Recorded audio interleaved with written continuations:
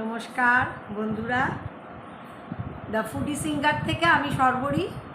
আজকে আবার নতুন একটা ব্লগ নিয়ে আপনাদের কাছে চলে এলাম। তো আজকে আমি একটা ছোটোর ওপর একটা রান্না করব।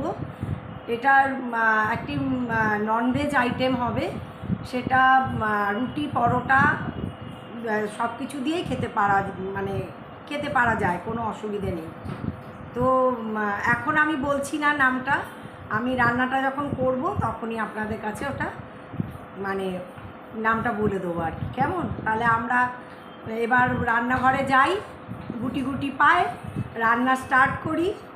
আপনারাও দেখতে থাকুন। তো বন্ধুরা, আমি যে কথায় ছিলাম সে কথাই আবার ফিরি। এখন আমি যে রান্নাটা করব সেটা হচ্ছে কিমা পালক, মাটন কিমা দিয়ে আর পালং শাক দিয়ে এই রেসিপিটা হবে। এবার আমি আপনাদের কাছে আস্তে আস্তে করে আমি সব দেখাতে থাকবো এবং রান্নাটা ধীরে ধীরে করতে থাকবো।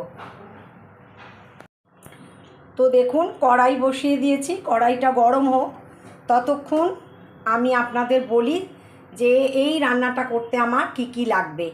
প্রথম কথা, আমি এখানে মাটন কিমা প্রায় 400 গ্রাম মতন আছে। এইটাকে আমি একটু নুন আর হলুদ দিয়ে আমি একটু সেদ্ধ করে নিয়েছি। আর এটা আপনারা কাঁচা অবস্থাতেও ডাইরেক্ট করতে পারেন। আমি একটু সময় বাঁচানোর জন্য আমি এটাকে একটু সেদ্ধ করে নিয়েছি। হলো এটা। এবার হচ্ছে আমার লাগবে হচ্ছে টক দই, আর এখানে টমেটো কুচোনো যথারীতি সিডস ফেলে কেটে ধুয়ে রেখেছি। এখানে আছে তেজপাতা, বড় এলাচ, ছোটো এলাচ, দারচিনি, লবঙ্গ, এই আর শুকনো লঙ্কা একটা। আর এখানে আছে ধনের গুঁড়ো, জিরে গুঁড়ো, কাশ্মীরি লঙ্কার গুঁড়ো আর হলুদ গুঁড়ো। এখানে আছে পেঁয়াজ কুচোনো, নুন, এখানে পালং শাক কেটে ধুয়ে রেখেছি। আর ওখানে কৌটোয় আছে একটুখানি কসৌরি মেথি, ওটা আমি দেবো। বাস এই লাগছে মোটামুটি উপকরণ। তাও আসুন এবার আমরা, কড়া তো আমার গরম হয়ে গেছে, এইবার আমি আপনাদের। তো বন্ধুরা, আমি সর্ষের তেল দিয়ে দিয়েছি কড়ায়। দেখুন, সর্ষের তেল দিয়ে দিয়েছি। এবার আমি ধাপে ধাপে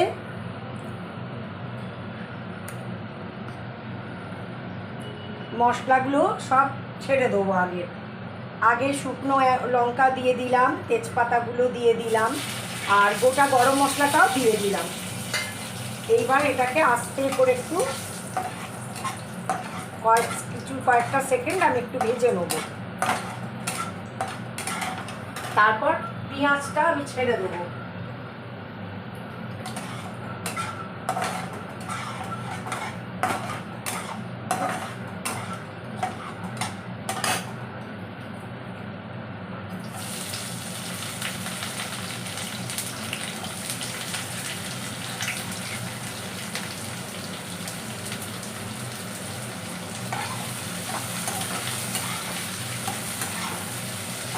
পেঁয়াজটা একটু খুব লাল করে ভাজতে হবে না, একটু মোটামুটি কালারটা চেঞ্জ হলেই আমি মশলা টশলাগুলো দিতে থাকবো একে একে।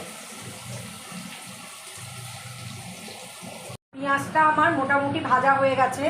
এবার আমি আদা রসুন আর আদা রসুন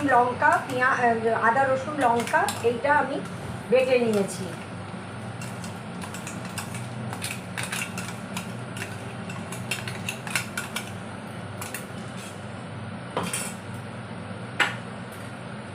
একে একে আমি সব দিয়ে দেবো। টমেটো কুচোনো,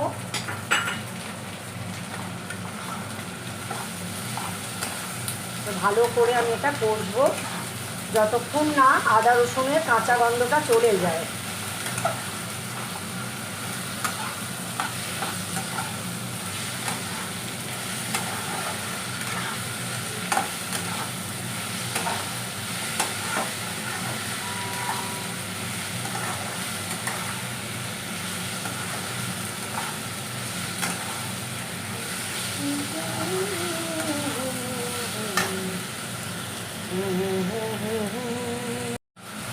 দেখুন, মোটামুটি আমার আদা রসুন কাঁচা লঙ্কা যে পেস্টটা দিয়েছিলাম সেটা আমার মোটামুটি কষা হয়ে গেছে। এইবার আমি এই মশলা যেটা ধনে গুঁড়ো, জিরে গুঁড়ো আর লঙ্কা গুঁড়ো, এইটাকে আমি একটু জল দিয়ে গুলে রেখে দিয়েছিলাম, এইটা আমি দিয়ে দিলাম। এবার আমি ভালো করে মশলাগুলো কষবো।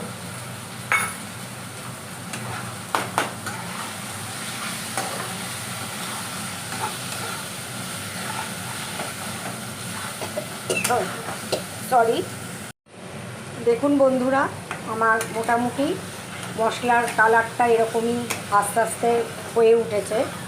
এইবার আমি এটার মধ্যে শাকটা দিয়ে দেবো, শাকটাও দেবো আর মাটনটাও দেবো, একটু আগে পরে দেবো আর কি।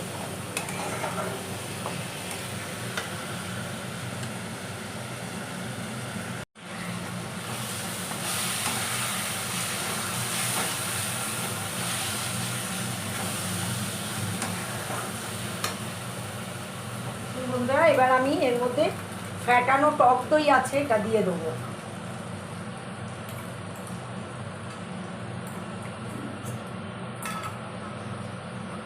বেশ অনেকটাই দিলাম, দিয়ে এবার আমি এটাকে কষবো।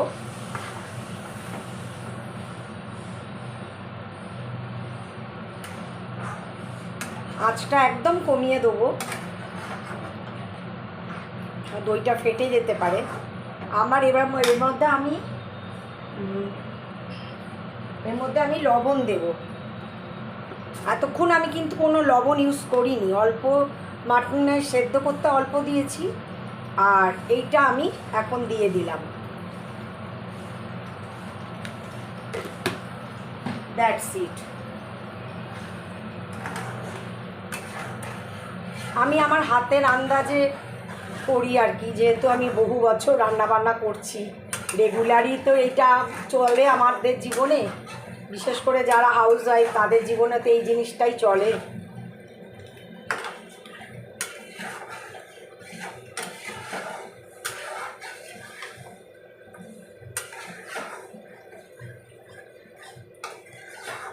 এবার আমি একটু চিনি দিয়ে দেবো। এটা একটু মিষ্টি না দিলে হবে না, যেহেতু এতটা টক দই পড়েছে।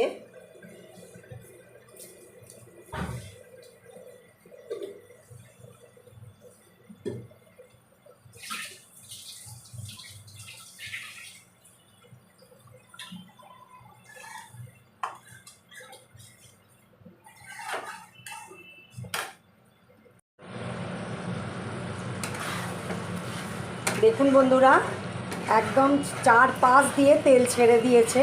এইবার আমি মাটনটা ঢেলে দেবো এর মধ্যে।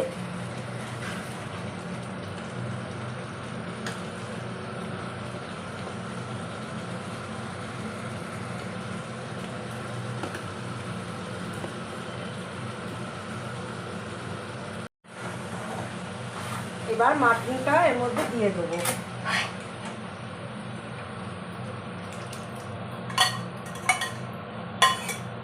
বন্ধুরা, সেদ্ধ করেছি, তার মধ্যেও এটা রেওয়াজি মাটন ছিল, যার জন্য কি একদম আবার জমে ইয়ে হয়ে গেল, চর্বিটা একদম জমে গেছে।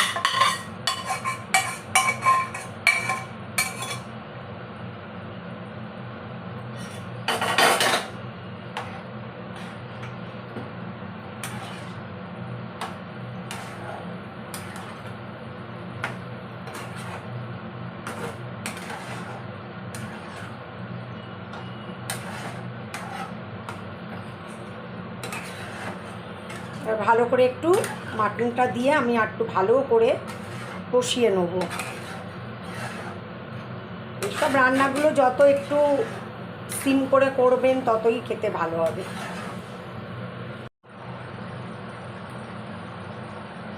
এবার আমি পালং শাকটা দিয়ে দিচ্ছি, দিয়ে আর একটু কসুরি মেথি দেবো, দিয়ে আমি এটাকে ঢাকা চাপা দিয়ে স্লো এতে রান্নাটা হবে, আর একটু সেদ্ধ হয়ে যাবে মাটনটা। তারপরে আবার আমি আপনাদের কাছে আসছি।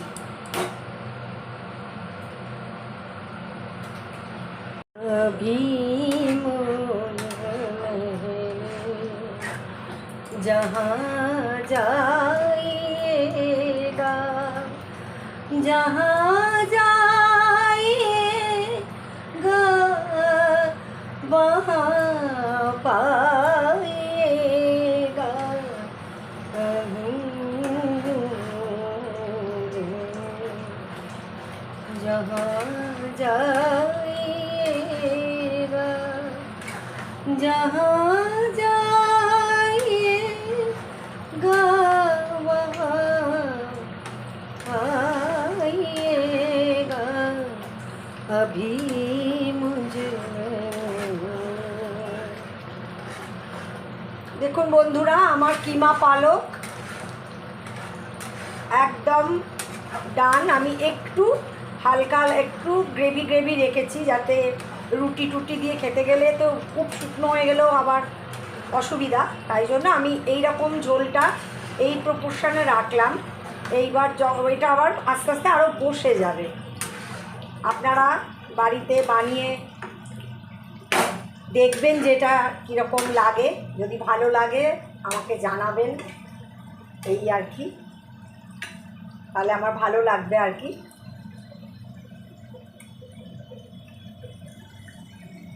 দেখুন আমার রান্না ডান। দেখুন বন্ধুরা, আমি অল্প একটু বাটার, সামান্য একটু বাটার দিয়ে দিয়েছি, যাতে ওটা খেতে ভালো লাগে এই আর কি একটু। দেখুন মোটামুটি রান্না আমার একদমই হয়ে গেছে।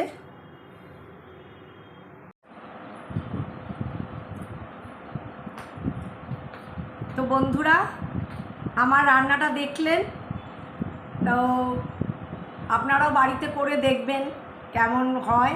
যদি ভালো হয় বা কোনোটা মনে হয় যে আরেকটু কিছু অ্যাড করলে ভালো হতো, তাহলে সেইটা আমাকে পরামর্শ দেবেন, কমেন্টস করে জানাবেন। আপনাদের সমস্ত রকম মন্তব্যই আমার কাছে গ্রহণযোগ্য। তো আজকে সকলেই ভালো থাকবেন এই আশা নিয়ে আজকের মতন শেষ করছি। আবার আগামী দিন, সামনের দিনে দেখি কি রান্না আপনাদের জন্য নিয়ে আসা যায়, সঙ্গে গান। কেমন? সবাই ভালো থাকবেন, সুস্থ থাকবেন, সাবধানে থাকবেন। আর আমার চ্যানেল যদি ভালো লাগে তাহলে কি করতে হবে? Like, share and subscribe. সবাই ভালো থাকবেন। আবারও বললাম টাটা।